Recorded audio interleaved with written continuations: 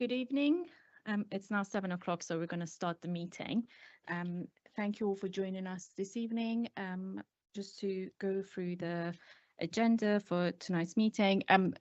As you know, the meeting is held in hybrid, and we have an officer who's joined us online and other colleagues who are online. If you could just please keep your mics muted, and if you want to use the raise hand icon if you want to speak. Just so you are aware, this is being live streamed on YouTube.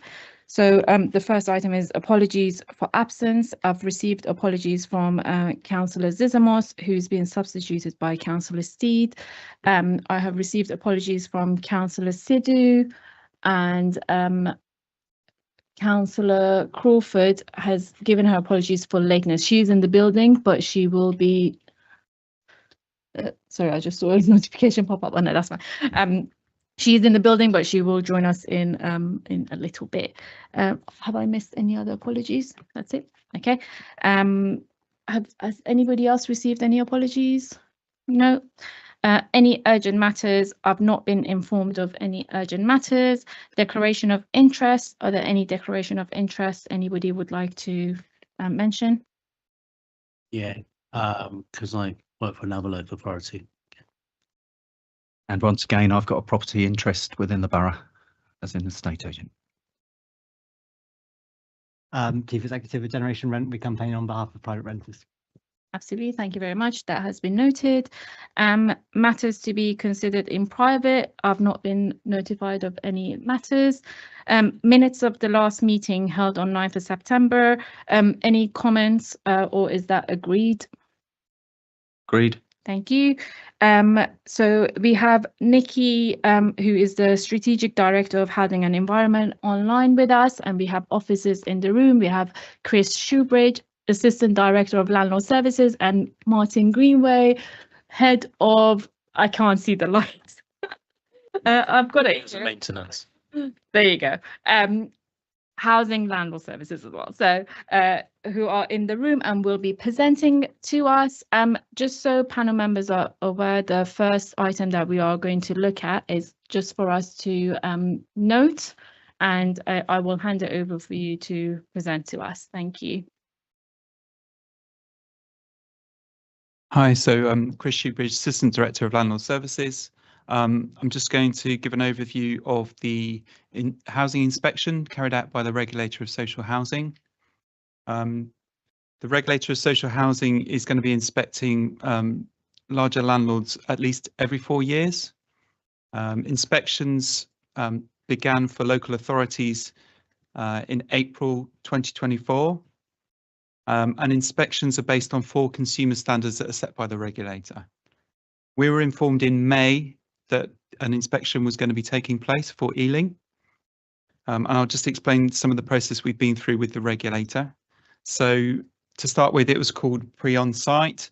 So we had to submit contextual information, which is all the information about how the council runs and information about our housing department, to the regulator. They provided us with a scoping document with a range of questions we had to answer. And they attended virtually an independent housing board meeting. Following that, in July, there were 2 days of interviews. The regulator came in. They held interviews with the leader, deputy leader, chief executive, senior leadership team, and all the operational teams involved in each consumer standard. Following that, we had follow-up questions from the regulator, which we had to answer and respond to within set timeframes. They then observed a resident asset management panel meeting. They observed a scrutiny panel meeting and also a cabinet meeting. Following that, we had an assurance gap meeting in September, where we met with the regulator and they gave us some idea of gaps that they'd identified. They then gave us a further opportunity to provide further information to try and fill some of those gaps. So that was all completed. Just to say, all the timescales set by the regulator, we met all the timescales. Nothing was delayed, nothing was late.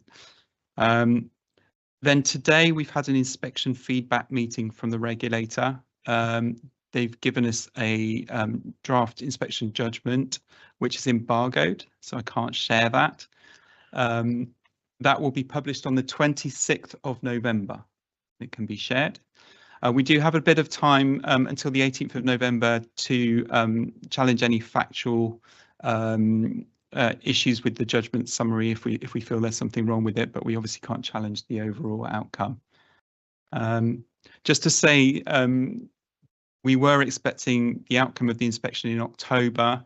It was delayed by the regulator, not through our actions. It was delayed due to availability of their own team over the summer, and also just due to the number of documents we were asked to provide. We provided over 600 documents as part of the inspection.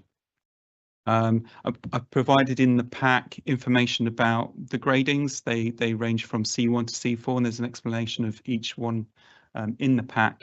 But as I said, it's embargoed, so I can't tell you any more.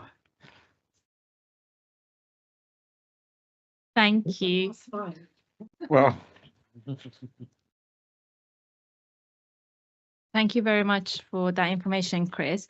Obviously, I understand this section is just for us to note, and there isn't really much that we can comment on. But I do have 2 questions, and if anybody else has questions, please do let me know. So in terms of the grading, where do we anticipate to sit? Because obviously we would think, oh, this is where we want to sit at, and just so that I understand where we think we might get to. And the second part of my question, I mean, so when they do the inspection, does it matter? Will it affect the grading if they did it, for example, if they did it during winter or if they done a summer, or do they check the whole 12 months before? How does, like, what period do they look at when they do the inspection? Or will that affect anything if they do it at a different time of the year? 2 things there. So the first one, I mean, all landlords are aiming for a C1. That's what we'd all essentially want to get to. I think in the past we have self-referred to the regulator in terms of building safety issues. We were under a voluntary undertaking with the regulator already, so we've been working closely with the regulator around that. And just bearing in mind that there was a voluntary undertaking in place that has implications in terms of our overall judgment. In terms of, does it make a difference what time of year? The answer to that would be no. They ask for information going back, in some cases 2 years, in some cases they look back further than that. They did want to see, what progress has been made more recently, say in the last 6 months, but they would then take into account if performance was very bad just before that, they'd want to be able to see that there's sustained improvement over a long period of time, and they may not have had enough time to see that through what we can provide to them. Thank you. Any other questions? Yes, Councillor Taylor. Yeah, Chris, I'm not going to try and put you on the spot here. I'm trying to think in terms of the ratings you get. So if it was a C1, for example, would they come back, and would they come back as a kind of light touch look, whereas C4 is clearly going to be more intensive? How frequent might that be if they come back? So you don't have to answer where we are necessarily. But, well, I'll yeah. explain what the regulator Yeah. said to us. So the regulator said if the grading is a C4, C3 or C2, there'll be ongoing involvement of the regulator. So that would be regular meetings. You'd have to have a plan in place for improvements that you need to be making, and they'd be monitoring that they want to see improvement, and they want to see that that's sustained over a period of time. That wouldn't happen, as far as I'm aware, if you got a C1. The C1 would mean you're meeting all their requirements and they're satisfied that with everything that they've seen. Councillor Steve. Thank you. Thank you. Just some basic questions. You said they inspect larger landlords. Does that include housing associations, or are we just talking about local authorities? They do inspect housing associations as well. I believe it's landlords over 1,000 units. But local authorities have only been inspected started to be inspected relatively recently, which is from April 2024. So before that, housing associations were being inspected on a regular basis, but for many local authorities, it's the first time we've been inspected in terms of housing, probably for many years. Thank you. I don't think there's any. Oh, yes, Ben. Just a quick one, thinking about the different gradings that there are. The papers that we've got later, I don't know if you're involved in those as well, Chris, or if it's just Martin. But is the regulator looking at the repairs and maintenance service and the tenant satisfaction survey, for example, or is it very much about the buildings themselves? It's all aspects of the consumer standards which cover repairs, maintenance, and every other aspect of housing management. The tenant satisfaction measures form part of the TIA, which is one of the consumer standards. So the regulator looks very closely at our satisfaction rates, how they may have changed over time, and that influences the judgment that you will get as well. Councillor Crawford?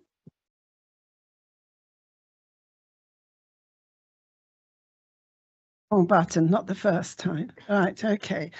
Well, it's still on. Right, give up. Are there any allowances made on very old blocks, where there is a real problem in finding resources to address the real problem, which may be to do with the roof? And I'm thinking very much about blocks that are coming to the end of their life, but would actually create a lot of issues with regards, leaks and whatever, and very, very difficult to basically repair completely. So do they actually say that there are some allowances? Because in some departments it does say that the council are expected to do such and such if resources allow. I mean, stock condition is one of the things that they look at that is, I think, very important for them. The safety of our stock and building safety and compliance is very high up on their list of priorities. So they've looked at our stock condition surveys. How many stock condition surveys have we completed? What are the stock condition surveys telling us?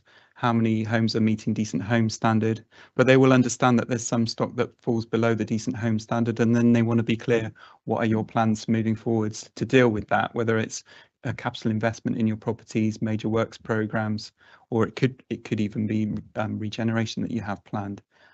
So they look at all of that, and they look at all of that in a lot of detail. Thank you very much for the update. I believe we are going to look at the full inspection report in January at our next meeting. So I appreciate the update that you've given us now. We're happy to note this item. Yeah. Noted. So when it's published, could the letters committee know what the outcome was? Just by email. Yeah, could we receive Just so that we get, Maybe all so when the councillors would get to know, outcome yeah. comes out, if Yeah. we can be informed, but we will get that report for our Yeah. January meeting anyway, so yeah. And the judgment will be published by the regulator on their website at the same time. Yeah.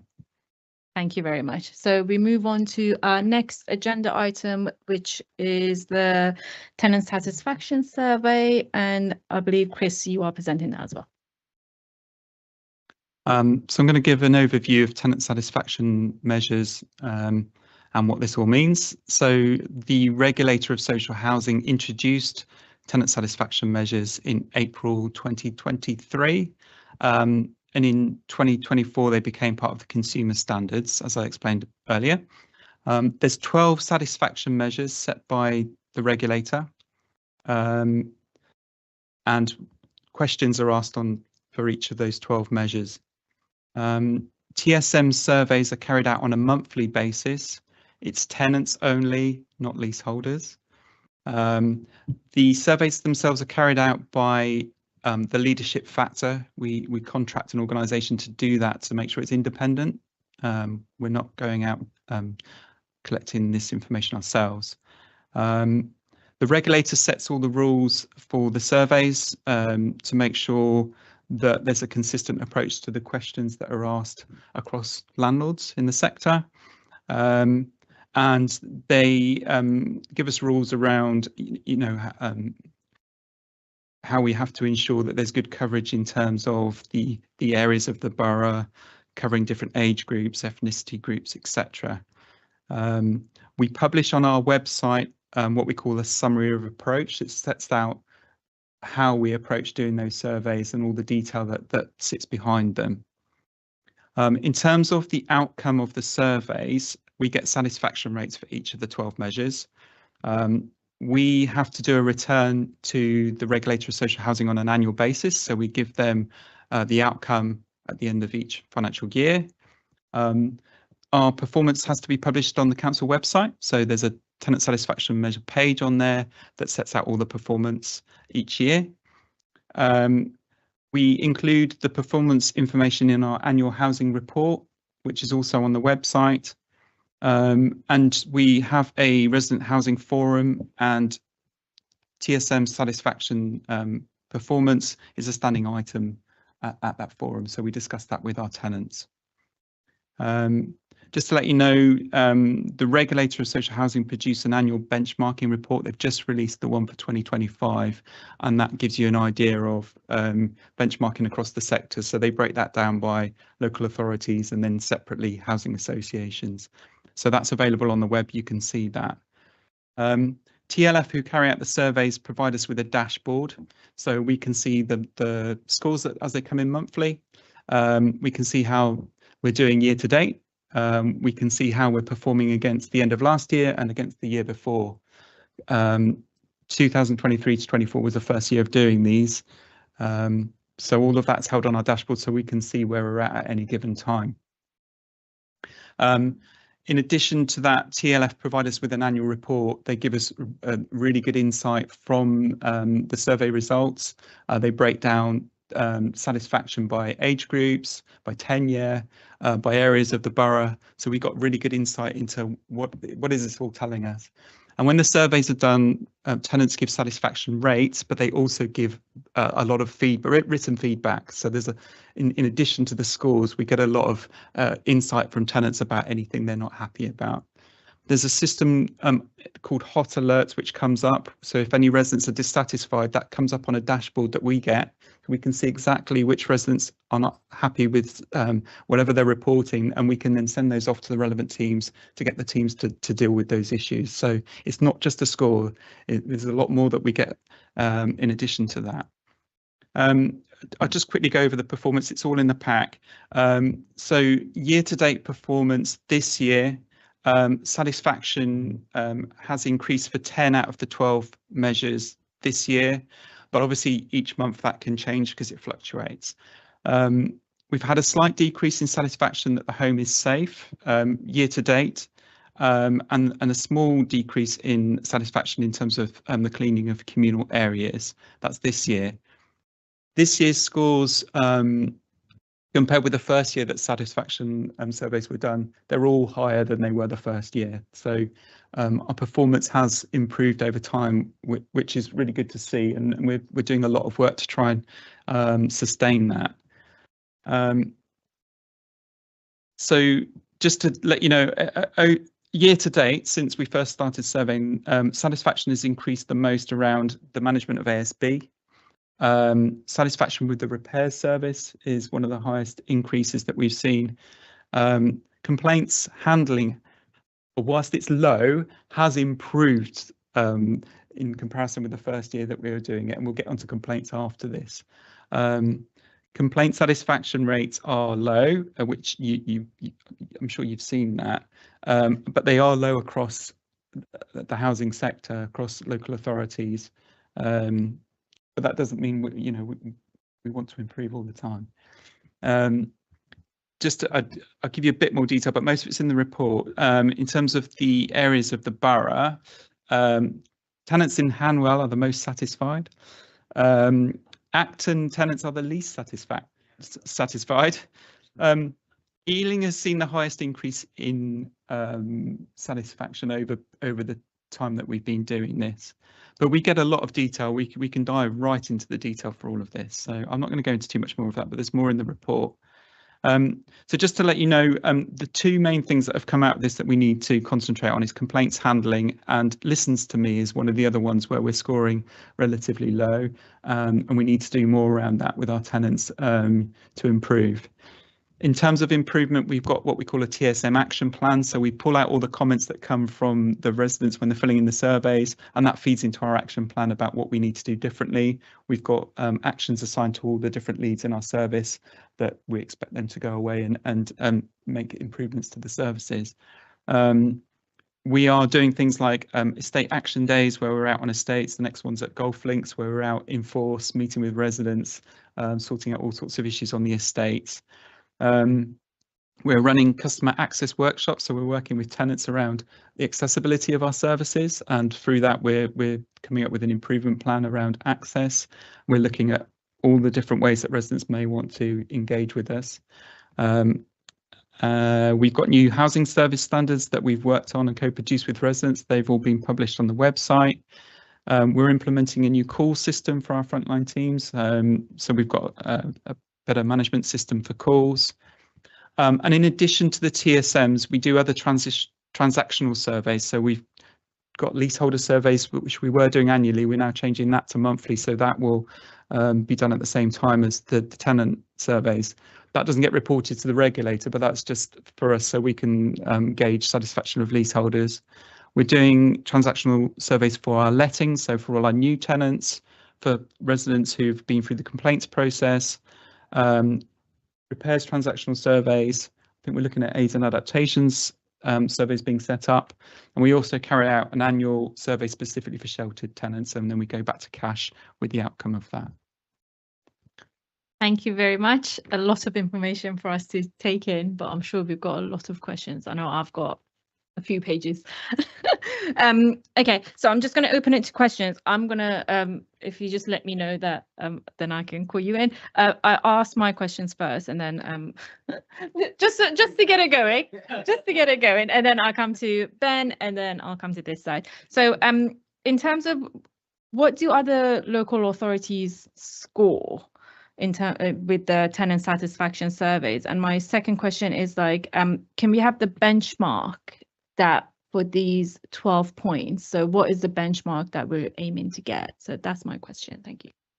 So the benchmarking that comes from the regulator, they published it, I think it was last week, for 2025. And that doesn't give us benchmarking for London local authorities, it's just local authorities across the country. Yeah. So for, I'm not going to go through all the scores, but for overall satisfaction, which is the first of the 12 measures, and it's the main one that the regulator will be looking at. In October, our overall satisfaction is at 56.8%. Median across local authorities, they're at 68.5%.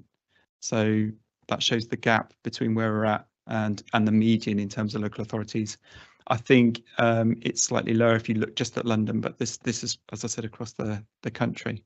So that benchmarking is available online, and you can see that for each of the 12 measures. It gives you the lower quartile, the median, and the upper quartile for local authorities. If you have it at hand, can you just share TP 9 and 6 with us? Because that is where we're scoring the lowest. So I'm just interested to know what is the benchmark.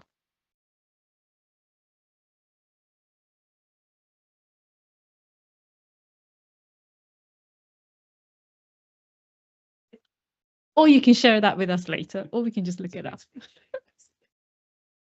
Let me just find it. Sorry.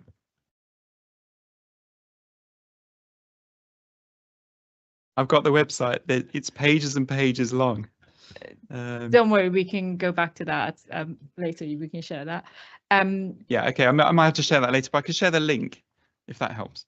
That is helpful. So it's just the Ben, you had a question because you answered my question. Thank you. Thanks. Thanks very much for the report. My question is about on page 18. You talk about well, the whole host of measures, but particularly satisfaction that the home is safe has decreased by 3.5% to 63%. For me, that was the most worrying of statistics, because it means nearly 2 in 5 people aren't feeling safe in their own home, which you'd think would be the kind of basic minimum standard. Do you know why they don't feel safe? Are there a series of complaints that they're making that are the reason? We're not really getting complaints about it, so it's not really clear why that may be, because we're actually doing a huge amount around compliance and building safety. We've been doing a lot to access properties. There may be some residents who, are not happy that we're constantly calling them about trying to get into their properties because access has been a problem for us. But we've really been concentrating as obviously we've been going for inspection as well, but we've been concentrating on compliance, and that's getting access for checking on fire safety measures, smoke alarms, doing gas safety checks and everything else. So I would have thought it'd be the other way around in terms of our schools. So I think what we need to concentrate is more sort of comms out to our residents about all the work that's taking place and why we're doing it, and our overall compliance scores, which are now looking really, really good. So I think we need to promote that more. So I think we've been focusing on getting our performance good, but maybe we haven't done enough on promoting that out to residents. So I think that's definitely something we're going to concentrate on in our next housing news that goes out. I think just on that topic, do we know if this is internal or external? Because it could also be that they don't feel safe due to ASB issues in the block, or it's not, it's not necessarily to do with what's happening inside the house or repairs. Do we have that information, or it's just they say that they don't feel safe? Well, the question asked is about satisfied that their home is safe. So it's more about building safety and compliance. Whether residents have answered that in a different way, we'd have to look in detail at their answers, I think, because there's a separate question about antisocial behaviour, which scores quite highly. So that's not really tallying up. So I think we need to look into that in a bit more detail. Thank you. Ben, you had a... Or if that's okay, on the same topic. One is whether or not mould and damp factors into this, because obviously with Awaab's law coming through now, just in the last couple of weeks coming into force, there'll be stricter timescales on responding to that kind of issue, but there'll also be a greater public awareness perhaps about the harms of mould and damp as well. Is that something that you think might be an area where you would see this score improve if you can meet the requirements that the law now sets out? Martin will talk about that a bit later, but we're doing a lot of work around damp and mould. We have put out a lot of articles in Housing News about damp and mould, so we try and encourage residents to report it to us. So we try to raise awareness as much as we can to residents about reporting it. We've done a lot of work to rectify damp and mould issues, and Martin will go through the stats. We've made all the changes we need to make to ensure we're compliant with Awaab's law in terms of our procedures. So I'm not sure if damp and mould necessarily are feeding into that. I think we need to look into the detail a bit more to try and understand that. But that's year-to-date performance because it fluctuates each month. So we'd have to see where we get to towards the end of the year as well. Thank you. And then a final question about the chart itself. I guess it would be useful actually to have that benchmarking. One thing I'd caution, it's more a point than a question, sorry, but one thing I'd caution against is reading into this what you want to see. And I'd say that to anyone that's working with data. I know don't want to teach us to suck eggs, but just to think about the language, you said there's a slight decrease of 3.5% in this feeling safe in your home, but then you talked about the highest on record ASB increase in satisfaction there, which was a 3% increase. So these are small scale increases and decreases, which is to be recognised. But if it's really good news that we're going in the right direction on some of these measures, then when we go backwards by the same amount or more, I think that needs to be taken just as seriously as well. Thank you. Councillor Martin. Thanks, Chair. To follow on from Ben, I have to say, yeah, percentages are one thing, but numbers are sort of tell us something else. So I think I would prefer to see the numbers rather than percentages. But also, can we have a copy of the survey that's being asked? And I think that would be really useful to us as a panel, to get what questions are actually being asked and the results on each individual one, because I think it is very difficult. I mean, whilst we can see what's there, and again it comes back to the safety aspect. Is there a follow-up question that, well, okay, you don't feel safe in your home, why? I just think there's not enough information available for us to probably scrutinise properly, really, to be quite honest. So the actual survey questions, we publish those on the website, so I can provide the link to that. That has our performance for the end of last financial year, which is what the regulators states we have to publish that. So that's all provided on there. So I can provide the link to that so you can see all of the questions. It is just the scores that we provide back to the regulator in terms of the satisfaction rates, but we do get a lot more information than that through the survey process, which feeds into our action plan. So we do get all the specific feedback from residents, and they go into a lot of detail for each question about why they may or may not be satisfied. So we look at that. Any resident who says anything in relation to not being satisfied, it flags up on the dashboard as an alert effectively. So we do see that straight away. So that we do get a lot more detail than just the percentage. Thank you. Just on what Councillor Martin said. So obviously I note that the TSS has been done with 1,050 residents. I want to know what, we talk about percentage again, what percentage of total households does that cover? So is that all of our households that only this number of residents have engaged with?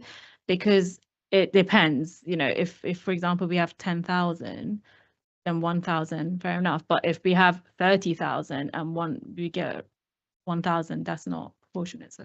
So we have around 11,000 tenanted households. They are surveying around 1,050, 1,100 per year. They take steps in terms of the company doing the surveys to make sure they're not surveying the same person over and over. So they keep a record of who they're surveying. They've got the details of all of those households, 11,000 households. So they take the sample from there. They will look at which residents are in sheltered housing, for instance, which residents are in estates and street properties and things like that to try and get a representative sample across.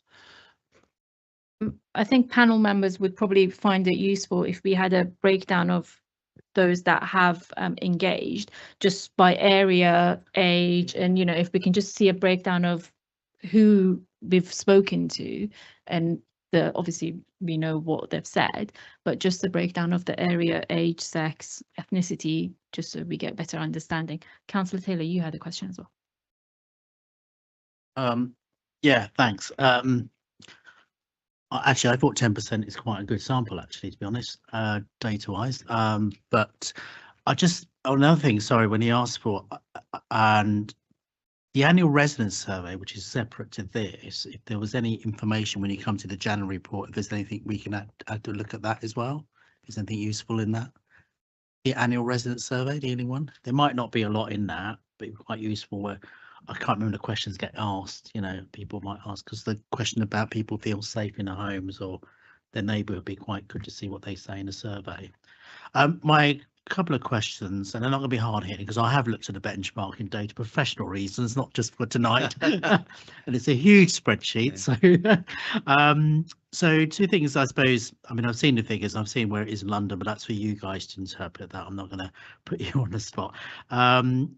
I guess if there's a year-on-year target, we were at 56.8% at the moment. When you look at it, will you then set a slightly higher target? How far would you want to stretch that target next year, this overall satisfaction? And I guess the other thing is more a comment, because I know with the regulator coming in, because it's post-Grenfell, which is good, it's a challenge to all local authorities. But some of you are too young, probably born when I first became a councillor, but back in when we brought the Almo in, there was an attitude where it was almost like this thing about Ealing, it's Ealing, and therefore we're satisfied, but we're satisfied based on low expectations. So the challenge that's being offered is great, and I think you're doing quite a lot, in fairness, because it'll be good to say, not absolutely extra huge expectations, but the point is people need to think actually Ealing is doing things, it is responding, and that's why the satisfaction, not because, oh, it's just Ealing, that's fine, I'm happy with it. Do you know what I mean? What I'm saying is it's kind of getting at win-win, you know, so because people want expectations, we want to deliver a good service, that's why they'll be satisfied, not because their expectations are down here and they just accept it or what they're getting. It's probably a comment rather than a question, I I was think. going to say, what's the question? But the target Comment one, so- noted. yeah. But a target one, if there was a stretching target, I guess. I think overall, we had a target to get to 60% satisfaction. We're moving towards it. We're not quite there. Obviously, we want to do much better than that over time. But it's incremental, really. It's like, as we're introducing improvements, we hope to see that reflected in the rates. I think even the regulators said they're not likely to suddenly jump dramatically. It requires sustained improvement over time, and then we'd hope we'd see that in the satisfaction rates that come back. Thank you, Councillor Steve. Thank you, Chair. I made some notes from reading the report, and I've written something down here, and I'm not quite sure where I'm going with this, actually. I've got here, there was quite a bit in the report about the figures coming from sheltered housing. Could you expand a bit on that, please? So in terms of the breakdown of who are our most satisfied residents overall, they are our sheltered tenants. In terms of the scores that we get back, and that's in relation to most of the satisfaction measures, apart from complaints handling, for which they were the least satisfied. So that's one particular measure where they're the least satisfied, and we need to understand why that is, and are we taking a different approach to responding to complaints from sheltered residents? And we've been looking into that with our teams about exactly how are we responding. We also need to look at the satisfaction of sheltered tenants because they are managed in a slightly different way, because they are living in sheltered schemes. We have sheltered officers who are assigned to each scheme, so they may have more involvement with their sheltered officer than maybe a tenant with their housing officer, for instance. Plus the sheltered officers are on site most days, which is quite different. If you've got a housing officer, you might go to the office to meet them, but they're not necessarily where you live every day. So we get that much detail through from the surveys, the breakdown of the satisfaction, which is very useful. It's good for us to see that and understand. So the least satisfied are younger residents in the younger bracket. So it's then trying to break that down and try and understand it, and then to try and work out what can we do about that. So for instance, we're just setting up a new resident engagement group for younger residents. We've got 5 residents who are coming to the first group, but we want to build it from there. So we can get the views of younger residents, because I think in the past we've not really got them. We've not had a group of residents specifically in that younger bracket. So it's things like that that we can do as a result of what we're seeing from the surveys. It's interesting, isn't it?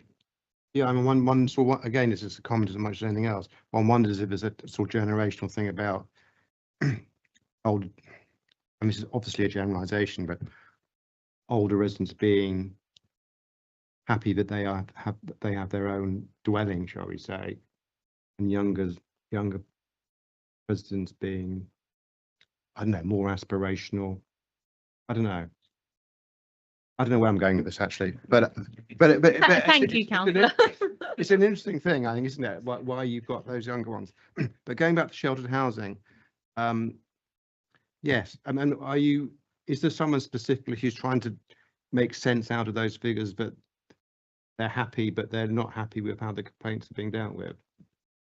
Well, I've been working on that with my sheltered management team, and we're also going to discuss it with Cash. We've actually just done a separate survey of our own of all sheltered tenants, which gives us much more detail. We've got a meeting booked in with Cash, who represents sheltered residents, to talk that through with them. We're going to go through all the detail of what that survey is telling us.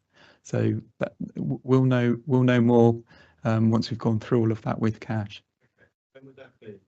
The meeting with Cash, I think it's in the next week. Yeah.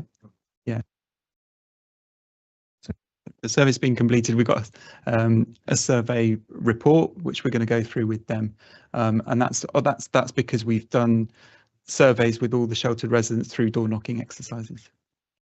Thank you.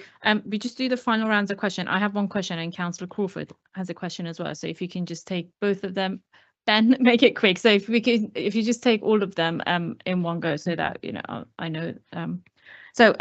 My question was that in terms of because I know you said residents in Hanwell are more satisfied than, let's say, compared to Acton. Do we think, good councillors here, does the age of the stock that we have something to do with how they feel? Did you say the age of the stock? Yeah, so the age of the properties, does that have anything to do with why they're happier in Hanwell than compared to Acton? Maybe it's older properties or... Yeah, I mean, it could well do. We haven't looked into it in that much detail, but we could look at it in that detail. Some of our residents in some estates are living in new blocks because of partial regen that's been completed, and then other residents are living in the old blocks. So yeah, it would be interesting to see the difference in satisfaction. Okay, Councillor Crawford and Ben.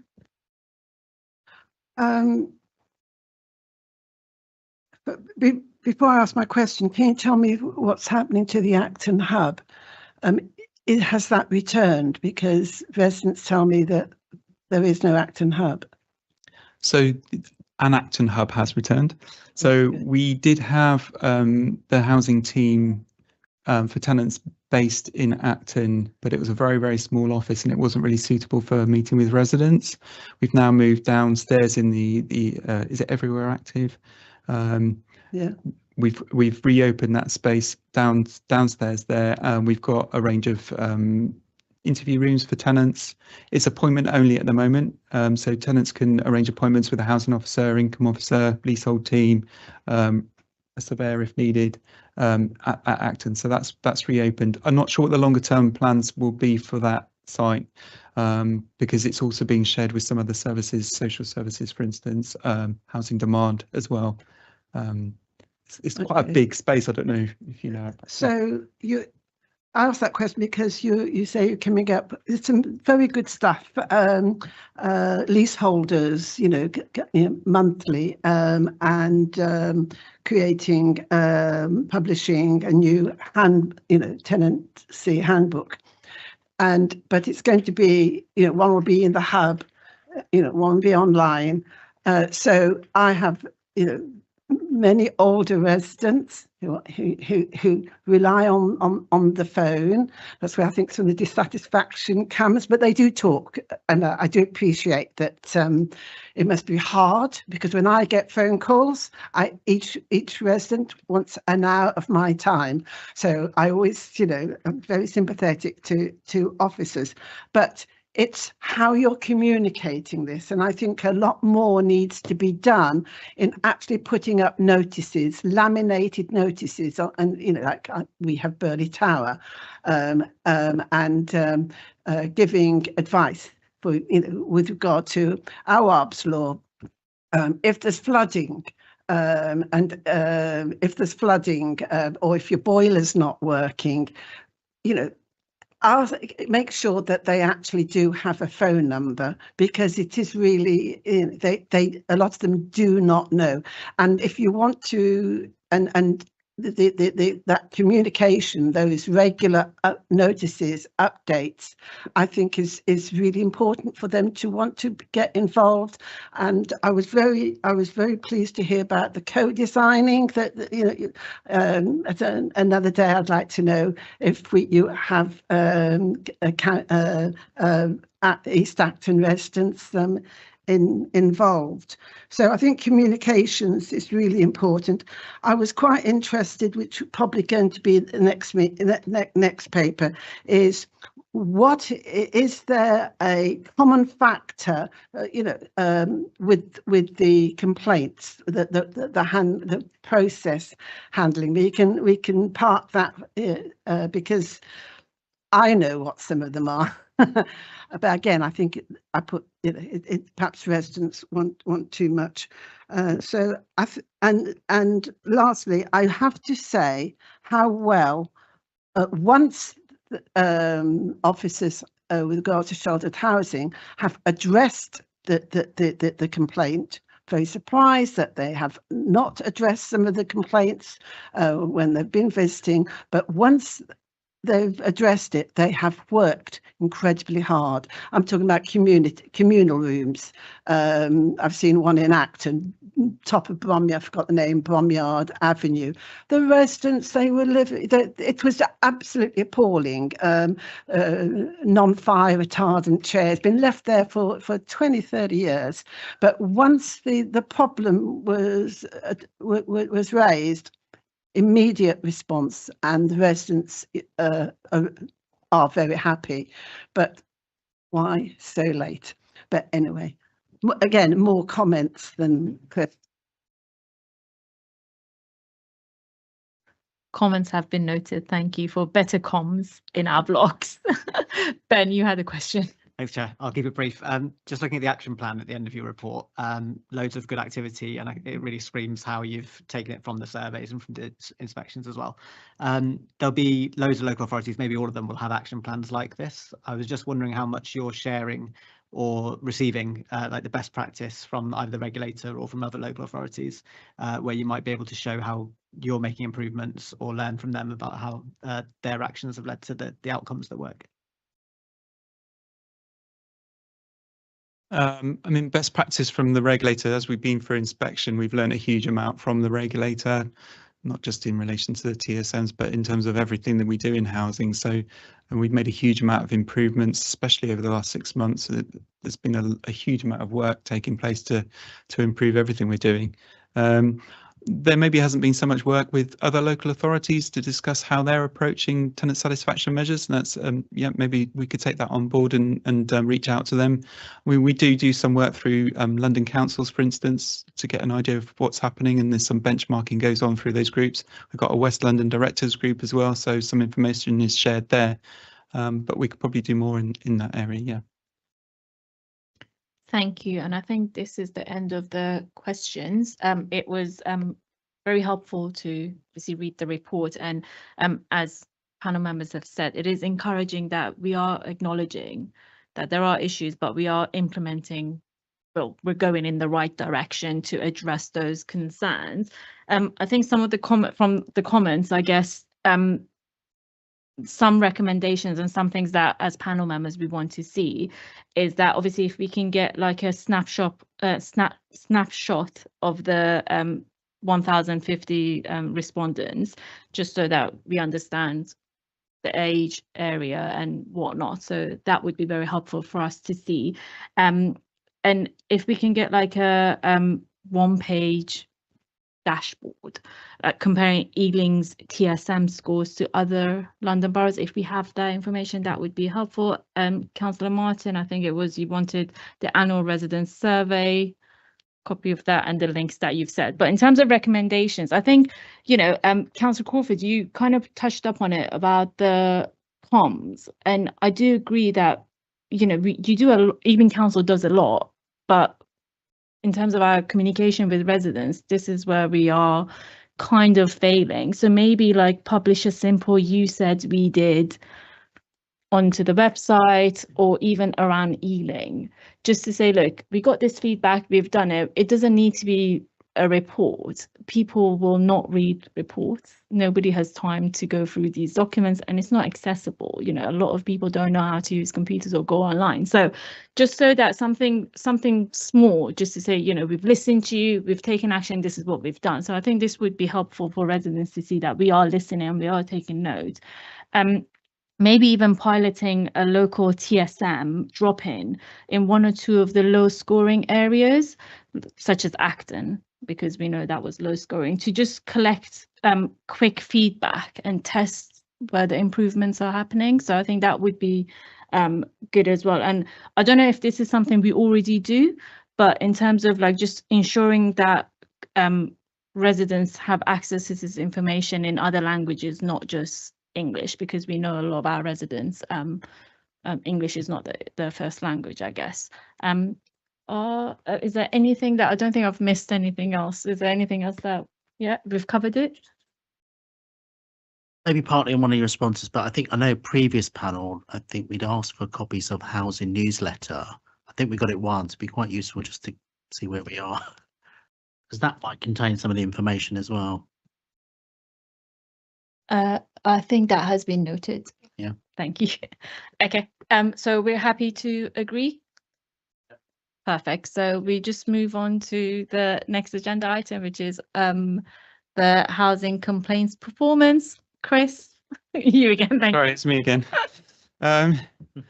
Okay, so I'm just going to give an overview of complaints performance and some of the improvement work that's taking place at the moment. Just to start off by saying the Housing Ombudsman introduced a complaints handling code in April 2024, and we're obliged by law to follow the requirements of that code. So we've done a lot of work to make sure that we're compliant with that. I'll give an overview of performance. So during 2024-2025, as set out in the report, and the early part of 2025 to 26, we experienced some significant challenges in adhering to the complaints response timescales that we'd committed to in our complaints policy. That coincided with the restructure of housing services. So we've been through a major restructure of all of our housing services throughout that period, which has had an impact. It's not entirely down to restructure, but it has had an impact on performance. And as I'll show, since the restructure, the performance is getting a lot better, and we're moving in the right direction. As part of that restructure, we've created additional posts to manage complaints and the associated work. We've got new posts in the repair service around complex repairs and additional complaints officers in place. And I'll go through some of the other improvements in a moment. So I'll just go through some of the timescales that we work to and the current performance. So there's a two-stage process for us. It's stage 1 and then stage 2. Residents have to go through stage 1 before they can get to stage 2. Stage 1 complaints, we've got 5 working days to acknowledge the complaint and 10 working days to respond. Current performance, we're at 69% of getting responses done within timescales. So we're not where we need to be, but it's got a lot better. There's some performance charts in the report. So since May, hopefully you see there's been quite an improvement in that performance. Stage 2, so if a resident is still not satisfied after stage 1, they can escalate it to stage 2 of our complaints process, which complaints are handled in a slightly different way at stage 2. More senior staff are involved. We've got 5 working days to acknowledge a stage 2 and 20 working days to respond to stage 2 complaints. Our performance on responding to stage 2s has got a lot better. We're now consistently responding within the timescale that's set. That's just response time, so that doesn't necessarily mean that the quality is there, but I'll explain some of the work we're doing to try and ensure that they are of a high standard, consistently of a high standard. The monitoring that we're doing, and the work that we've been doing with the Ombudsman. So I'll explain a bit more in a moment about improvement. I just wanted to mention the Housing Ombudsman. So residents can approach the Housing Ombudsman at any point. The Ombudsman would ask a tenant that they exhaust our complaints process first before they fully investigate. So they'd expect the tenant to go through stage 1 and 2. And then the tenant's free to take their case to the Ombudsman should they wish to do so. The Ombudsman launched a preliminary investigation into our complaints handling in March of this year. Following that, they asked us to provide information to them about our complaints policy. A bit similar to the inspection by the regulator, they asked us for quite a large amount of information about how we manage complaints, what we're doing around vulnerability, and other aspects of housing management. So we provided a lot of information to them. One of the things they wanted to talk about was our TMO. So we have SCBC who manage stock in South Acton. They wanted to ensure that their tenants' complaints are handled in the same way that we handle all our other tenant complaints, and they wanted to look at what policy SCBC were adhering to. It was just something they were very, very interested in. Following the submission of all the information to the Housing Ombudsman, we then had a meeting with them, quite a long meeting with them, to talk through the progress we've been making, all the improvements that we're implementing. They're very interested in vulnerability. So how do we handle household tenant vulnerability and reasonable adjustments?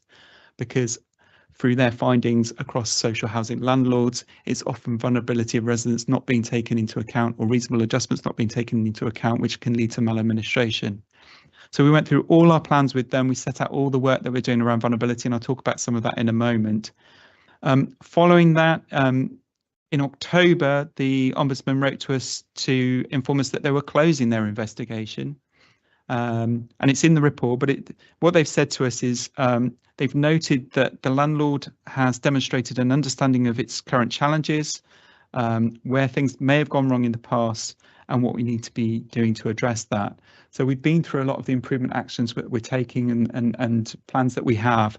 And as a result of that, they decided to close that investigation that they were doing.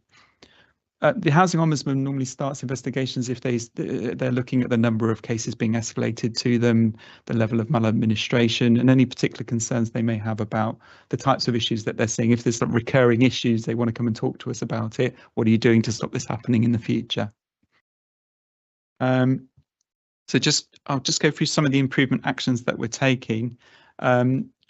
We've got a new corporate complaints policy, which went live this year, and that now incorporates housing, because before it was two separate policies.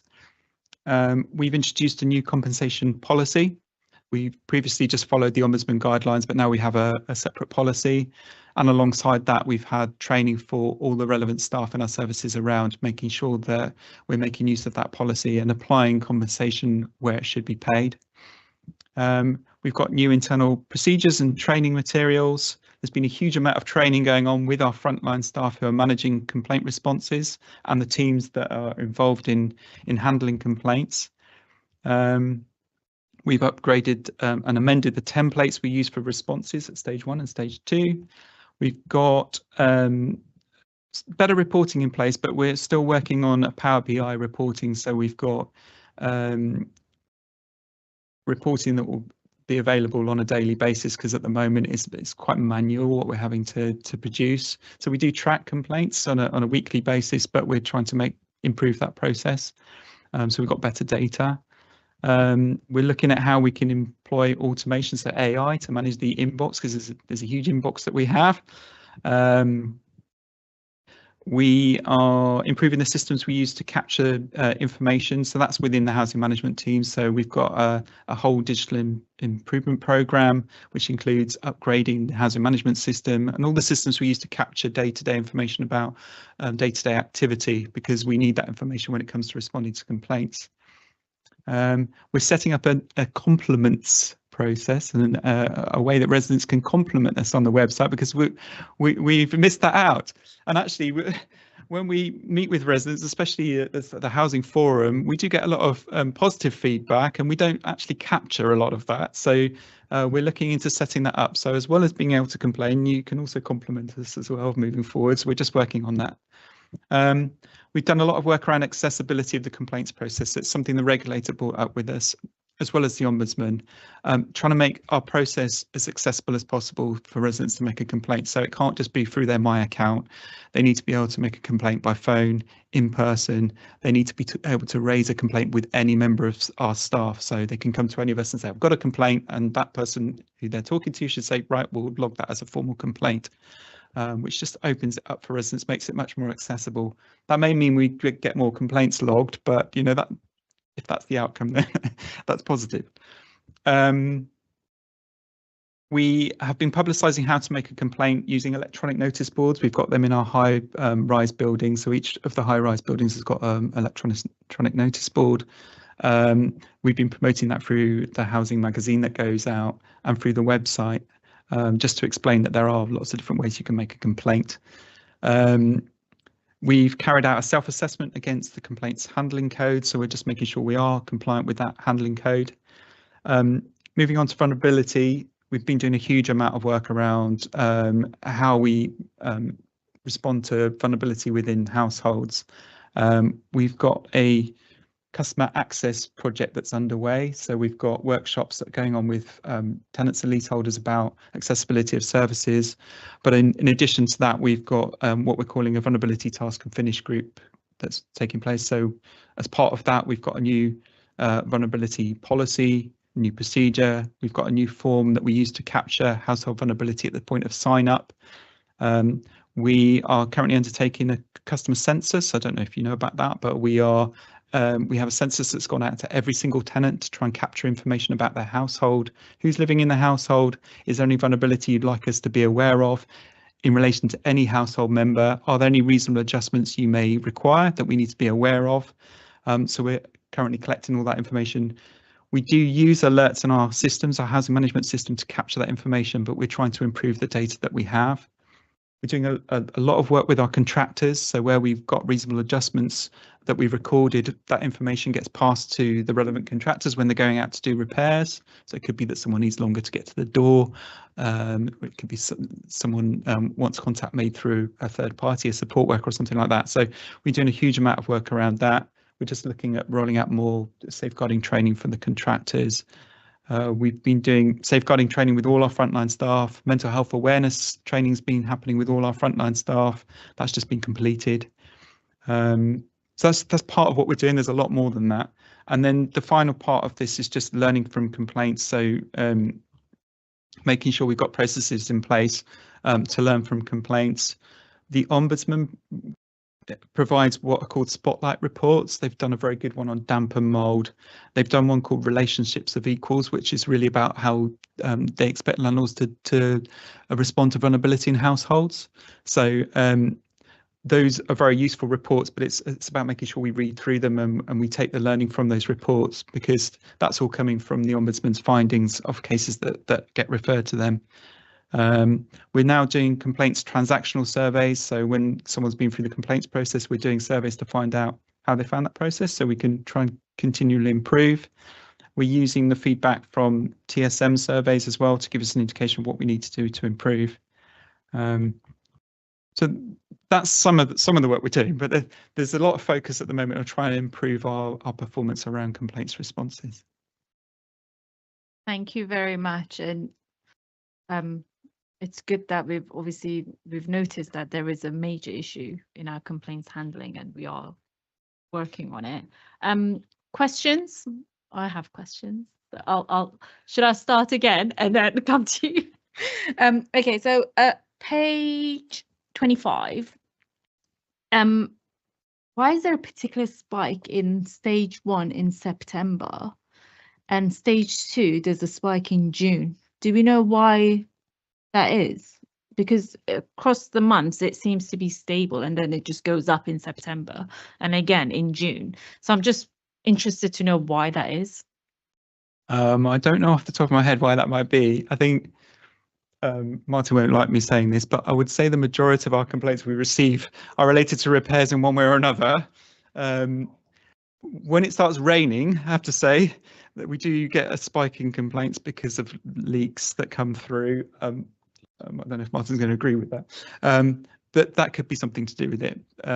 We'd have to look into it in a lot more detail to give you a fuller response than that. But a lot of complaints, because it's something transactional that happens on a regular basis for residents, repairs taking place quite a regular basis. So that's often where we do get complaints about repairs that maybe haven't been completed, or contractors that didn't turn up on time, etc., or repairs that just haven't been done. Yeah.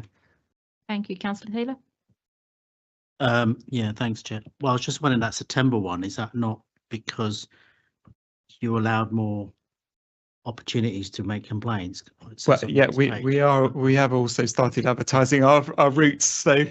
We were expecting an increase. Yeah, no, it's on the next page. Okay, there's a number of points. I know Nikki's on the line, so she knows about the question I'm probably about to ask, but I won't ask in detail about the particular complaint in detail. In fact, Chris, you've been involved in it, I guess. So my understanding is 5 days for acknowledgement. So I, as a councillor, submits it because somebody's reported to me. To be fair to Chris, you were quite immediately on it in one sense, particular complaint, but I get 5 days for an acknowledgement and then 10 days not to resolve it fully. but it will give me an update. Obviously, the one that I've sent to Nikki today, I've been told to wait again. I think it would be useful for me, not just me personally, council, to get a bit of a feedback as well, because I've just got something, oh, you've got to get another 10 days. So I'm left in silence. I've got nothing to report back to the resident and say why there's a delay, because I got no information on that. So I don't know if it's a practice you want to put into that as well. I know you're itching to come back now. Go on, ask her that one. Just one thing, is Yeah. that a formal stage 1 complaint? Because they can come to you and that's not going to be logged as No, a it's not. stage It's 1 when I- complaint. as a member. So that's just the, Yeah. it's not a stage 1 complaint then, because that they need to go through the formal process of submitting a complaint for it to be stage 1 and then from that to stage 2. So just clarify. No, sure, But but yeah. there is a process in place in terms of members' inquiries as well, right? Which wouldn't be as Predicted. part I of can this see. report. We can take that offline and So discuss members' that. inquiries is slightly different, and we do Right. track members' inquiries and responses to them. We get a dashboard each week so we can see if there's anything outstanding. Whether it's a members' inquiry or it's a stage 1 or a stage 2, there can be very complex issues. And sometimes we do have to write to residents, or we contact them to say that we're going to be extending that deadline because it's not possible to respond fully. It may be that there's aspects that we can resolve within the time frame, but there's sometimes there's things that will take longer than that. Sometimes it's a commitment we have to make at stage 1 or 2 that something's going to happen, but then we need to just track it and make sure that does happen. I think think it does some- depend on the complexity. I think sometimes the members, we often can stop complaints happening as well, to be honest, in one say. Right, 2 other questions. One is in terms of the housing ombudsman, I mean, can they come back again after a certain period of time, be it a year or 2 years time, or like they've closed it and that's it, they won't come back for 12 months or something? And the secondly, I'm just interested in the customer sensors. I mean, I guess with vulnerabilities, you might pick up issues around overcrowding possibly as well. Tenancy fraud, perhaps. I don't know if that would be the case. And also, do you share details of those vulnerabilities, perhaps with other departments like adults or children's services? There's quite a lot of questions there. Some comments as well. I mean, the tenant census is really about collecting information about who's living in households, so we've got accurate information and understanding if there's any vulnerability that residents would like to tell us about. Not everybody wants to disclose information, but it's where residents have vulnerability in the household that they feel that Ealing as a landlord needs to know about. That's what we're specifically asking about. So that's what that survey's about. That survey's been done initially by email, then it's been done by phone calls, and then we're going to be doing door knocking exercises after that as well to try and get responses. I think we've had, around 600 to 700 responses so far, which is quite good, I think. We then need to upload all that information into our systems. That's not looking at things like tenancy fraud. That would be more our tenancy audits where we're knocking on doors, checking who's living there.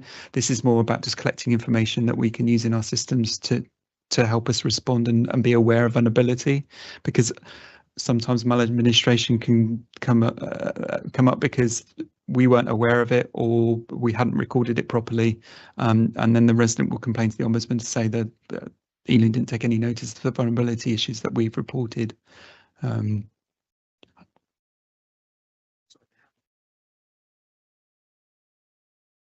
Housing ombudsman, how often do they come back? Would they come back? As investigation wise, that is. Well, I'm not sure what you mean by come back. So once the case is with the ombudsman, they will be asking us for information about that case. They give us deadlines to respond to them.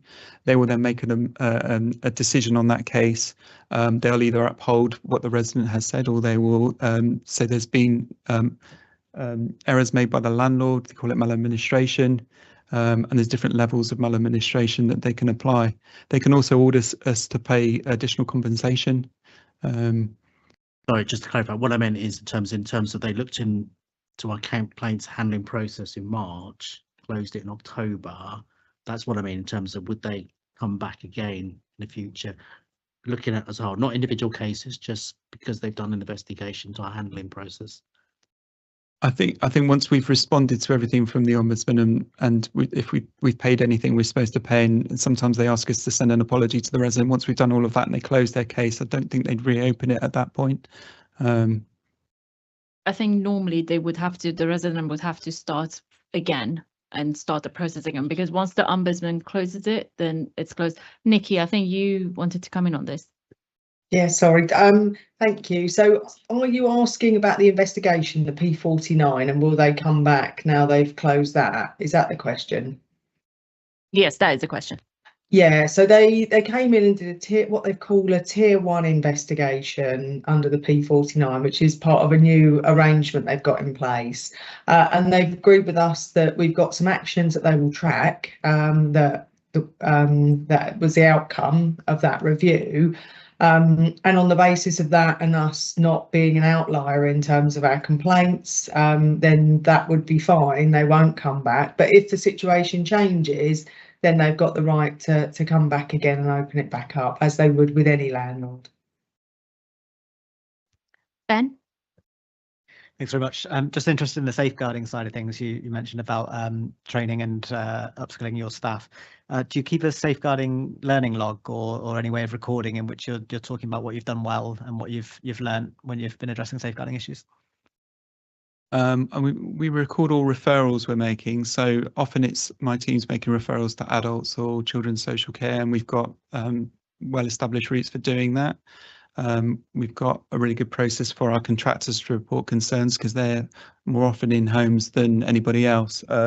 So we've got a really good process for the contractors to report things through to the teams. That would come through to housing officers, who would then escalate that through to adults or children's, or it might be mental health services or other support services that may be required. So we haven't tracked it in detail in terms of a report, but we could do that because we do record all the referrals that we make. Yeah, I wouldn't want to give you any more work. I think you've got plenty on. But just it can be best practice if you're recording it anyway, and you're submitting it somewhere. If there's a way of bringing together a very short summary of like a sentence or two of what works well and anything that you're going to change because it didn't work well, is what I've tended to do. I came from the children's sector before I was working in housing.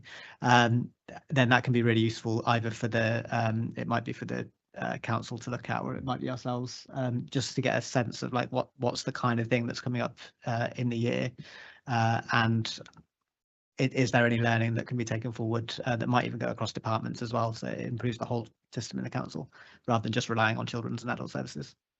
Yes, and as part of the vulnerability work we've done, we've got a new safeguarding procedure for housing specifically.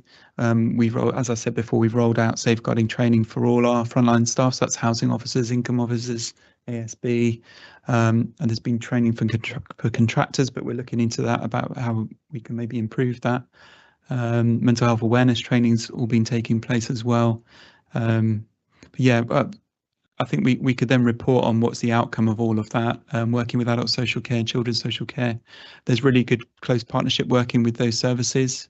We're working on the sharing of information. I think that came up earlier. So where social services are supporting our residents, we're working on a system so we can share information, so we can see straight away which of our tenants are supported by that social care. Because in the past, we'd have to keep going to them, asking them, is this person known to you or not? But we're going to have a new system that we're setting up that will mean we can see that straight away, which will just help us supporting our residents.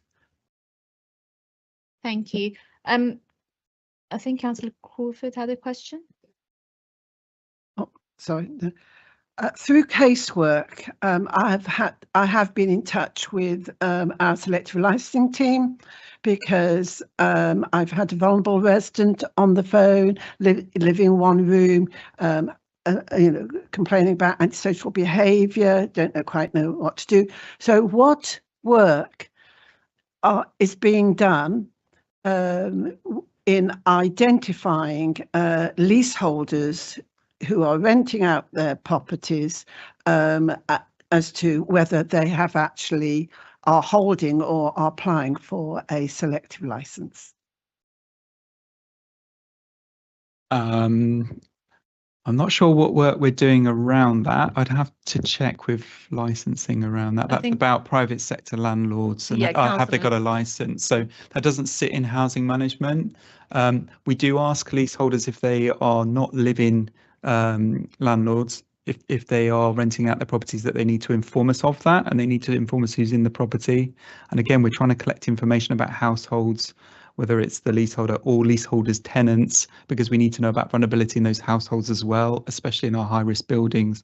It's important that we know who's living in our buildings, but that's not the licensing issue. That sits outside my department. I can seek an yours. update on that and get an answer for you. I think it's a one council issue. Yeah. Thank you. I think that it's not because it's not related to what we're discussing tonight. We can take that separately, but it's not to do with this report, so it's irrelevant to the reports. Absolutely, but in terms of casework, and it's not the focus of what we're looking at tonight, but we can absolutely take it, separately, and members' inquiries will do that. Thank you for that.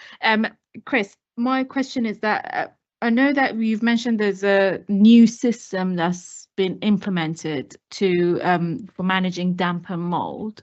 Can you just elaborate a bit more on what this new system is and like how does it work? Why is it new? What's different about it? Martin is going to come on to that in a moment, but in terms of a new system, what I mean is the procedures, the processes that we follow. So we've amended those processes and this time frame set out in AWAB's law about what needs to be done within certain time frames, including your report on the damp and mold. You need to send that to the resident within a certain time frame. Depending on the severity of the case, there's different time frames you have to follow. So Martin will cover all of that, I'm sure. But Thank you. Yeah, Councillor we've got new reporting in place that tracks all of that. Thank you, Councillor Steve. Thank you, Chair. Again, quite a basic question. How many complaints are you getting in a year, in a month, in a ish? Give us some idea. I don't have the numbers here. Maybe the exact number, Chris. I will get the exact numbers and I can share that with you. But I don't have it to hand. Just to get some idea of the scale of what we're talking about. That's Yeah. what I'm asking. Oh, how cynical you are, Councillor Tish. Sorry, I don't have the numbers, but I will provide that to the panel. Okay, can I have a second go? Thank you, Chair. Compensation again comes up in the report.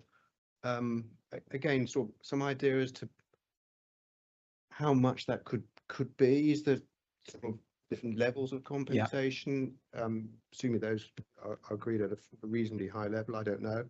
The percentage of how that affects percentage of compensation paid out as per the total number of complaints.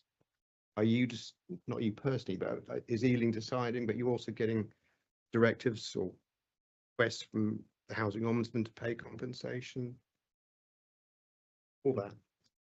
Okay, so we've got a procedure for compensation, but it's based on the guidelines from the Ombudsman. They set out what they expect landlords to be paying in relation to compensation, and that will be based on the nature of the case, the nature of the errors you may have made as a landlord, the impact on the resident. So they take into account impact on the resident in terms of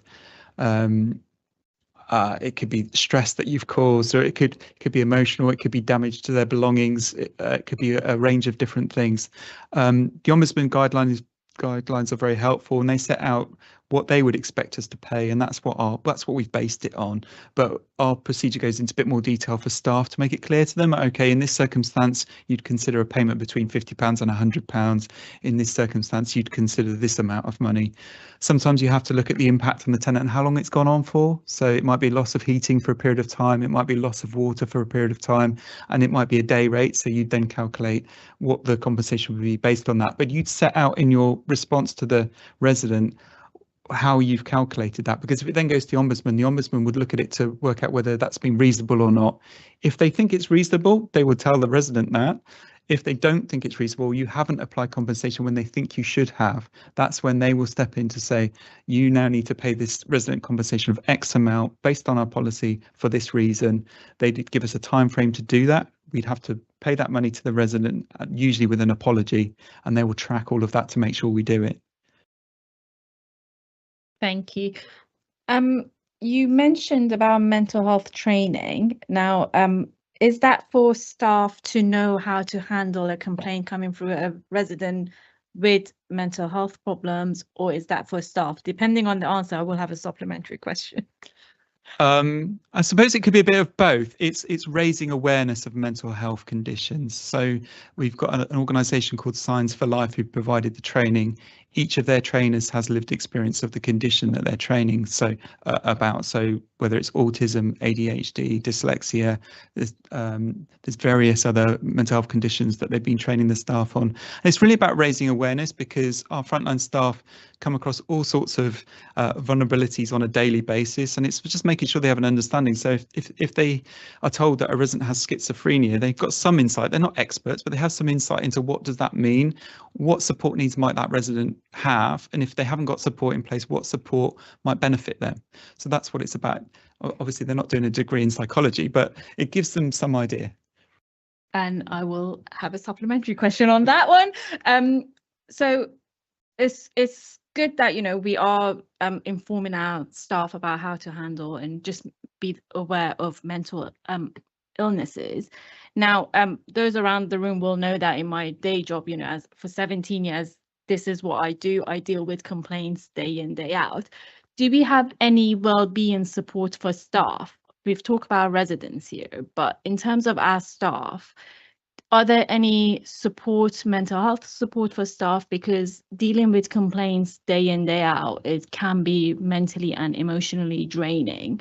So what support do we give our staff? Because depending on that, you know, you can get better outcome and better service that we provide to residents if we are looking after our staff as well. Is there such a thing at the council? I mean, there's provision across the council for all staff. Through the HR service, through our intranet, there's employee support service that you can access. There's counselling you can access. You can ring them anytime to get advice, and they can maybe refer you for other support. So there's quite a lot available on the website about wellbeing, mental health support that's available, and staff can access that quite easily through the intranet. I guess also it will be down to the line managers of the relevant staff. So if it's a member of staff specifically dealing with complaints, it'll be down to their line manager to work with those members of staff to make sure they're okay. Have one-to-one meetings with them. Part of one-to-ones is about talking about the well-being of those staff, and if there's any support they need, either encouraging them to go and get the right support outside of the council, or making use of the resources that are there for all staff. That's encouraging to know, because I wasn't aware that that is something that, you know, is offered. I did try and inquire about it, and I didn't get much information. But any other questions? Okay, that sounds good. So it was item 8. So I think maybe for us it would be helpful to get we are going in the right direction, absolutely. But I think if we can get a quarterly update of our complaints performance, and so let's say in 3 months' time we get an update that this is, you know, where we are now, just so that for us to see that improvement. I mean, we're not expecting a massive jump, but every little helps, I guess. So that would be good for us to see. And I guess maybe send examples of like learnings that, you know, this is what we've learned, and what is, because that will show us what is actually being changed in practice. It's all well and good to see in a report, but actual examples would be very helpful. And I know you mentioned about the electronic notice boards that we're rolling out. So hopefully our older blocks will also have that. But again, I'm going to mention this for all the residents that don't speak English, just so that they have that, because, you know, previously I have worked with Generation Rent, and when we did a survey in Southall, that was, and it was about, do you know how to, if you have an issue with your landlord, this was private sector, but if you have an issue with your landlord, do you know how to complain or where to go and what to say? And a lot of them, because English wasn't their first language, it wasn't something that they didn't know how to do it. So I think it's important to just cover, reach out to all residents, I guess. Have I missed that? And I think it was Ben's recommendation of the vulnerability, the safeguarding, wasn't it, that you said? So I think that is something that we should implement, looking at implementing. I know it's more work, but looking long term, it will be beneficial to have something like that. Is that agreed? Perfect. So we move on to the last item, which is item 9, housing repairs and maintenance services. And Martin, it's your turn now. Oh, finally I can speak. That's good.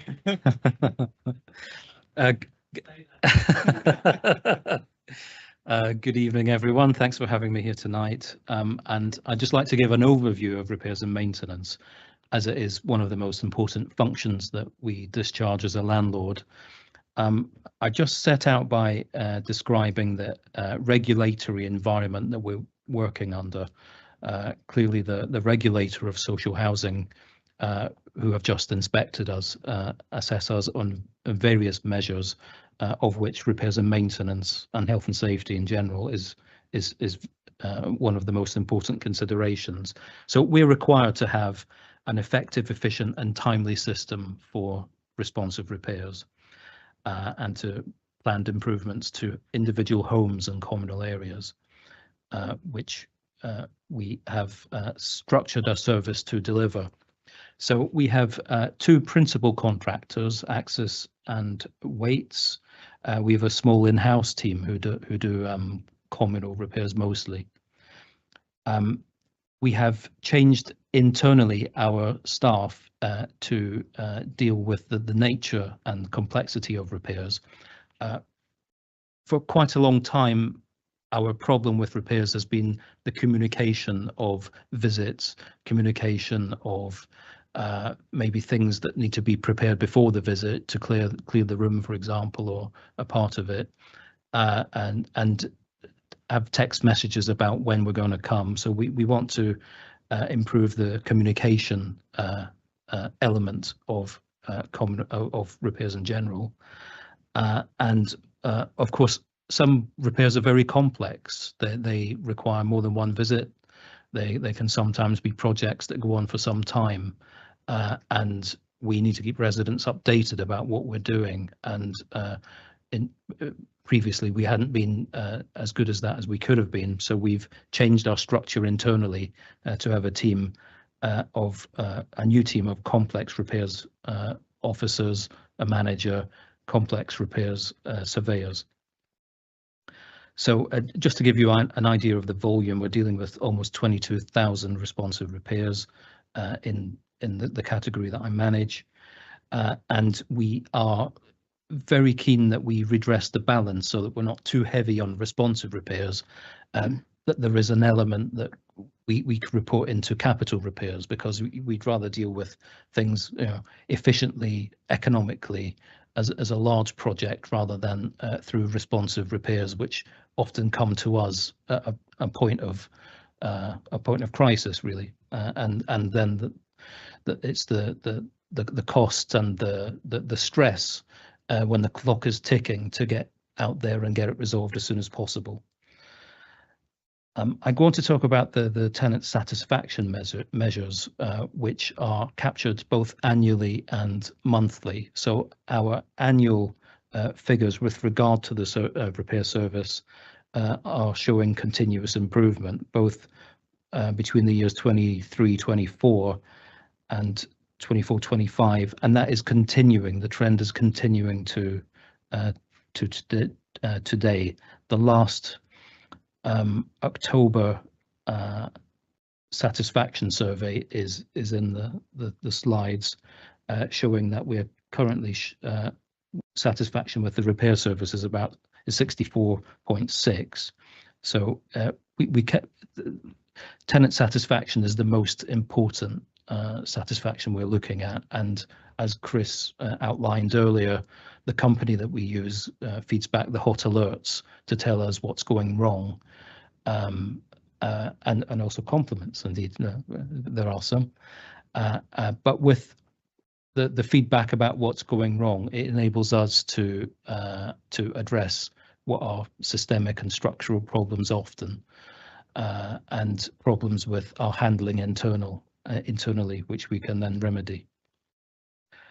In terms of our performance data, a key measure is completing the works on time. A key measure is being able to complete the works on the first visit. We are putting a lot of effort into the front end of the process to improve that figure. We capture information about legal disrepair. So legal disrepair is where residents are have exhausted routes and in their view to resolve a repair, so that they are resorting to legal action. Our message is that that's not necessary. We have a front door that they can go through, and that we have the team and structure in place to deliver that repair effectively and efficiently. However, we are aware that there are a lot of targeting of estates from claims farmers or disreputable firms that seek tenants to go through them in a way to rack up costs for their own profit motive. Voids, empty properties, we have improved quite a lot. So in February of this year, we had 322 voids, and at present we have 177. So we've had 329 voids returned over that time. In October, we let 71 properties, an increase of 30% on August and September. And we've done a lot of work with our systems. We've done a deep dive in August. We've changed our processes and system improvements, meaning that our legacy voids make up 50% of outstanding work, and as October, this is down to 20%, so a reduction of 30% of legacy voids. The system changes we have are on our internal system through our voids module on OHMS, and improvements with the contractors and how we client manage the return dates, etc. So the last point I've got is on damp and mold. So this is in relation to AWAB's law, which came into force on the 27th of October. And this is important because whereas landlords had been responsible for dealing with damp and mold, the language of the Act means that we have to consider the health aspects as well as the housing aspects. So it talks in the language of dealing with hazards. And clearly this is in relation to a very tragic case of Awab Ishaq, who died in 2020, and the subsequent learning from what had gone on there, because not only was he exposed to mold in the property, that his parents had continually reported it to the authority, or to the association in that case, who did not take the action they should have done. So it has meant that all landlords have had to change their processes and response times to dealing with damp and mold, which we've done.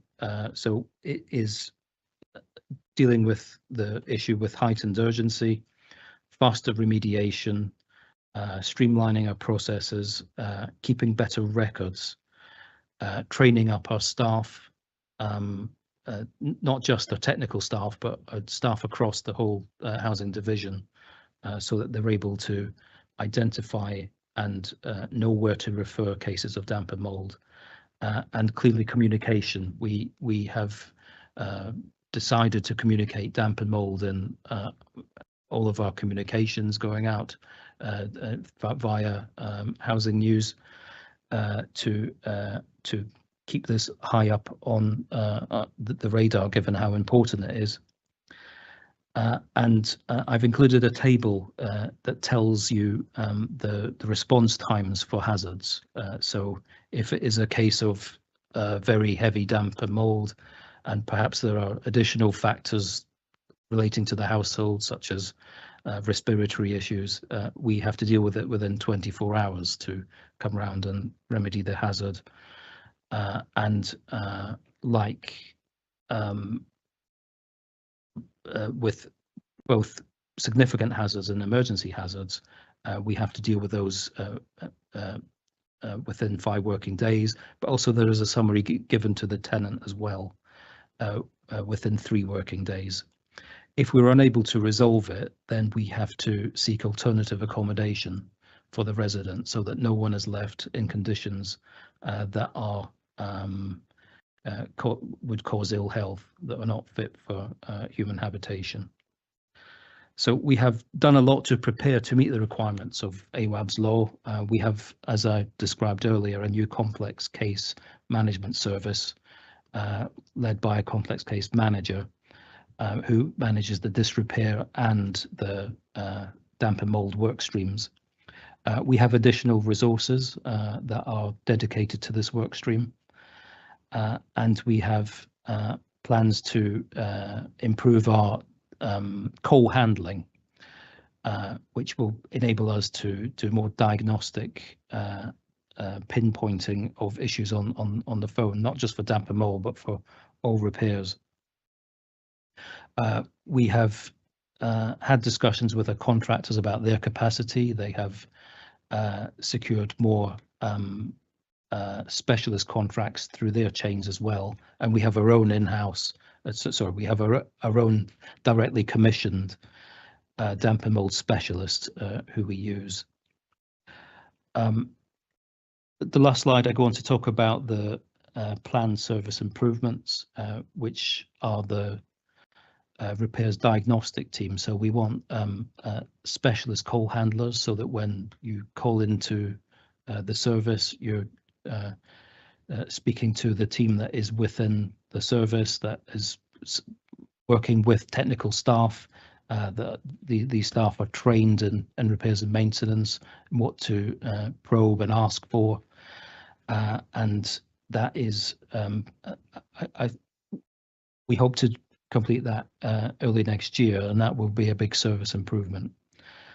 We want to expand resident involvement groups such as RAMPS, which is a group that I attended yesterday evening, and get more involvement from residents in helping us design the service, to scrutinise the service, give us feedback on initiatives that we plan, participate in action days that we plan, and it's been really, I've been very pleased with the reception that I've had at the resident groups. We want to improve our systems and our management of data. We want to capture more details on households, and Chris talked about the resident service. We want to use that data to tailor our visits so that we recognise particular access needs, for example, or any other issues that we need to take into consideration. And we want to increase the profile of communal repairs and make sure that those are delivered within timescales. Communal repairs are often the ones that are easy to move because there isn't a customer waiting on the appointment because it's in a communal area, but far more people are affected by not completing a communal repair than an individual repair. So we've got a big focus on completing communal repairs to our target timetable. Okay, thank you. Thank you very much. Questions? Yes, Ben. Thanks very much. Thanks, Martin. I've got 2 questions, if that's all right. First one about AWAB's law. Thanks again for that summary. If I'm reading this right, you've got a current caseload of 245 damp and mold cases, and the law came into effect 2 weeks ago. Does that mean that these 245 cases need to be resolved within those timescales? Yeah, there's a few things I should say about that. One, a lot of these cases have come about through our proactive work we've done through the stock condition survey. So these, about 80% of them are not reported to us through the resident. These are the proactive work that we've done. Through all of those, we were working to the AWAB's law principles before it was introduced. So it was about identifying hazards, and completing the remediation. So when you see there that there are 245 cases, these are still under remediation, that we're still doing work to complete and close down the case. You asked something else. Yeah, I've got a second question, but just to follow up on that. So in remediation, does that mean that there has been works to address the problem and you're just checking that it's still It not coming does. back? Yeah. So every case first involves dealing with the hazard. So that could be cleaning the mold or whatever to resolve the hazard. And then there is a course of remediation works which could be, structural. It could be in relation to the use of fans, extractor fans. Could be in relation to the ventilation of the property. But that's the remediation we're talking about. Thanks. And the second question was about the legal disrepair that you mentioned. You were talking about sort of ambulance chasing firms, I think, that were going around. I was wondering about that. You've obviously done great work in reducing the number of these cases, but there are obviously, where these cases exist, there's a legal right for the tenant to pursue them. So I'm just checking what the typical situation might be where you feel like you're legally liable or maybe legally liable for the disrepair, and does it relate to those roughly 50% of urgent cases that aren't being completed in the timescales that you've set out? Yeah, most of these are legacy cases that we're working through. As you can see, they have decreased quite a lot. We have introduced alternative dispute resolution for all new cases that are coming in, and if the tenant or leaseholder participates in that enables us to deal with the disrepair that's been reported very quickly. Of course, I'm not saying that all cases are as a result of malpractice by law firms. There are some genuine cases that have come in, and we work very closely with our legal team to go through the specification of works that we could do to remedy the situation and any compensation that's owed. And of course, because this is a work stream we have put with damp and mold, the two often go together. It enables us to manage future cases a lot more speedily through ADR and ensure that we are responsive and quick. Thank you. On the stock condition survey, I note that you've said that 80% has come through that. Have we done that to all of our units, or what percentage is left, and when do we aim to get that done, or have we covered it all already? And I think up to now we've got over 80% of our stock surveyed. So we still have 20% to go, of which there is an element of difficult to access cases, and we've got our own process for attempting to get into these properties that are remaining. Do we have a time frame of when we expect to get 100%? I'm not sure of the timetable. It's not something I manage directly, but I know that there's a lot of effort going on to get to that as quickly as we can. On the legacy cases that you mentioned, how many is left? Because that is something that we discussed in last year's panel when the contractors were here presenting on the panel, and when we asked questions about how many legacy repairs they have, they couldn't put a number on it, and that was one of the reasons that they were saying they were underperforming, I guess, because a lot of the blame was going on the legacy repair work. So, and the figure after pushing was over 1,000. That was last year. So what is the current legacy repair works outstanding? Yeah, I think at the last panel, I wasn't here, but from what I understand, there had been a change in contractor and the new contracts are taking on a lot of legacy repairs. We're now in a situation where we have just an active WIP, an active work in progress. So there aren't any. There are some cases that are over target, but there isn't a backlog of legacy cases. No. Thank you. Any other questions, Councillor Taylor? Yeah, just a couple of quick ones on the voids. So I was just trying to understand your numbers, the 329 voids return through tenancy ending. So is that like transfers, or is it like literal people just handing the property back? I didn't quite understand that bit. And the other thing is more comment on the communal repairs. I mean, that's a good thing, actually, I'll be honest with you, because I think it's because ultimately that block is people's homes. And if it's not well maintained, people don't have visitors around, they feel embarrassed, and it's not just council blocks. I've seen it in private blocks as well, in fairness. So I think that's a good thing that you're going to do more of a focus on the communal repairs as well, because it's important entrance for people. But the voids was the main question. Yeah, I think we mean that we've had 329 voids returned to stock through the tenancy ending.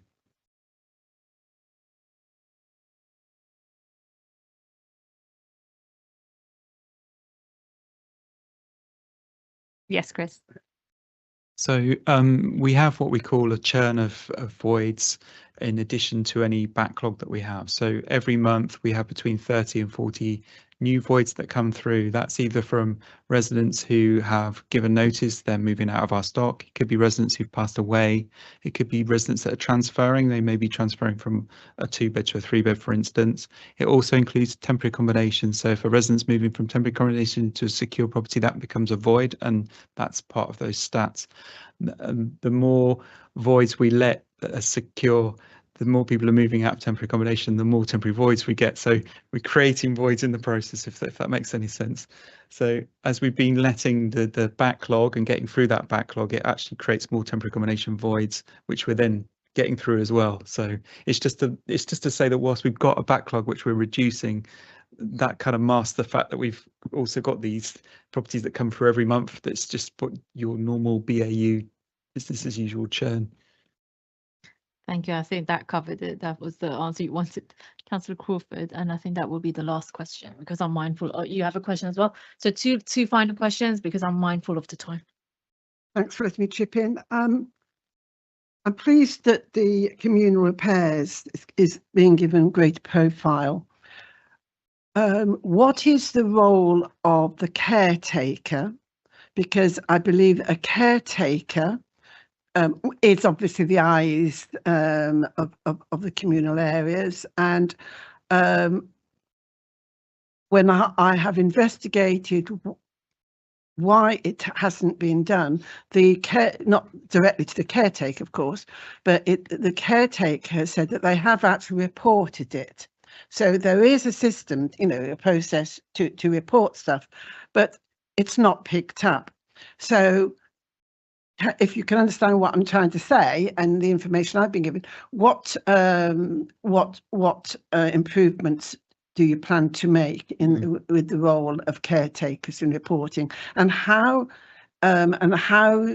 do residents know that those concerns have been picked up? Yeah, I think I'd like to say two things about that. Yes, caretakers have a very big role in reporting communal repairs. It's quite an important part of the job, and that goes straight through to our contact centre to raise the job to the contractor. Secondly, we are expanding the number of people who can do this. So, for example, we have block champions who are residents across the borough, who are volunteers who I have trained in one case, and they report it through an app, and they can go out on site and take photos. It generates a survey report, and they can send it straight through to my team, and they're able to raise the requisite orders and dispatch a contractor.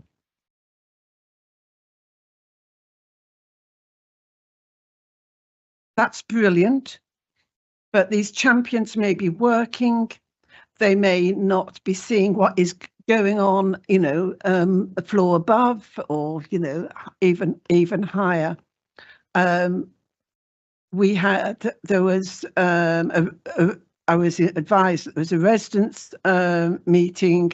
They invited a housing officer. I wasn't involved. I don't know, but no one turned turned up. So I suspect they didn't do it right, or didn't approach in the right way. But I feel that it's the caretaker. The caretaker reportings are so important, and particularly with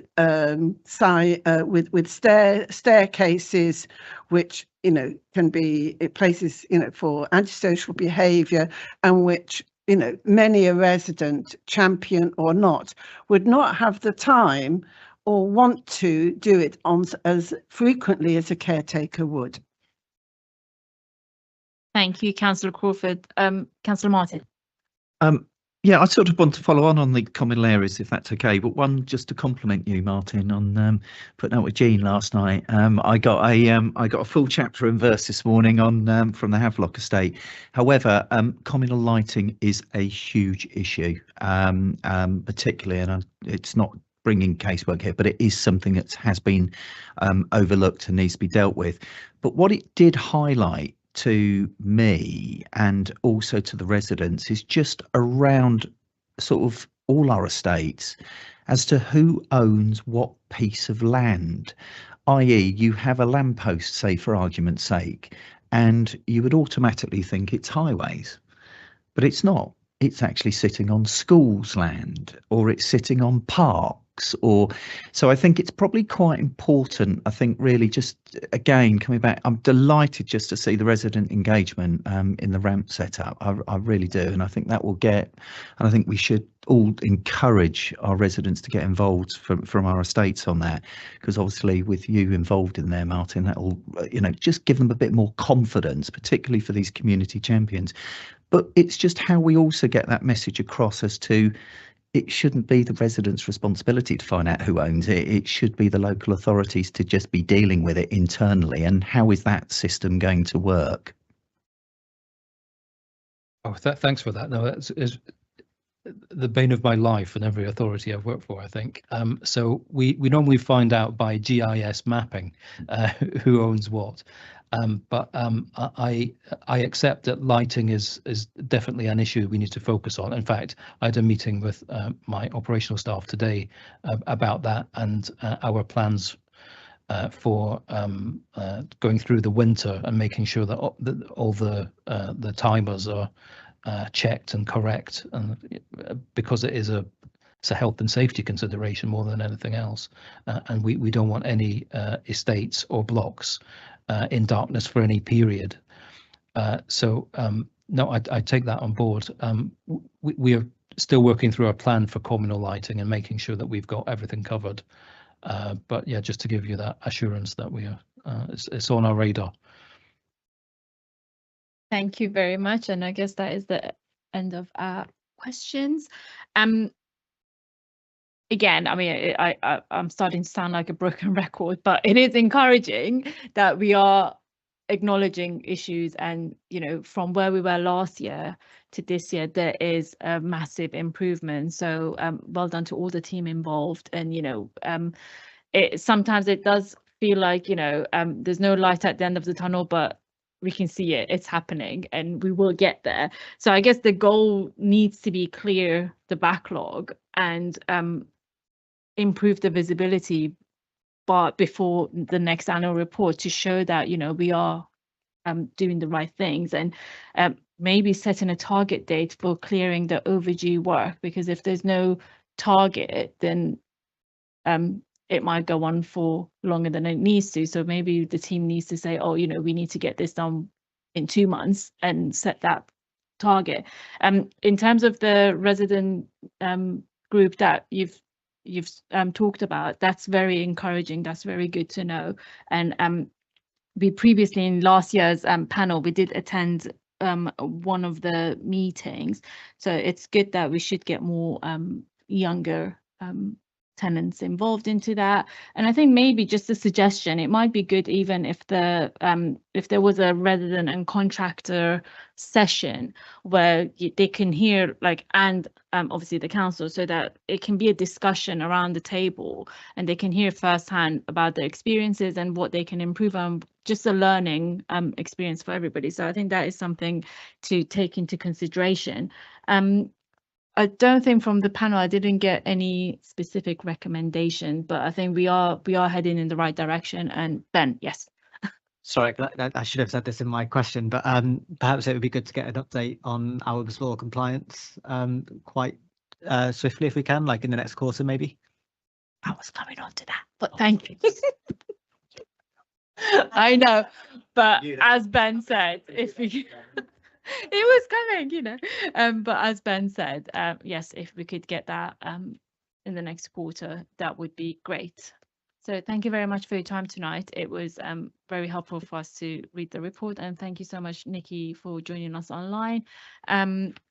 This will be the end of our meeting, and the date of the next meeting is the 27th of January, and we will be looking at RSH inspection report, which will be announced by then, and housing asset management strategy.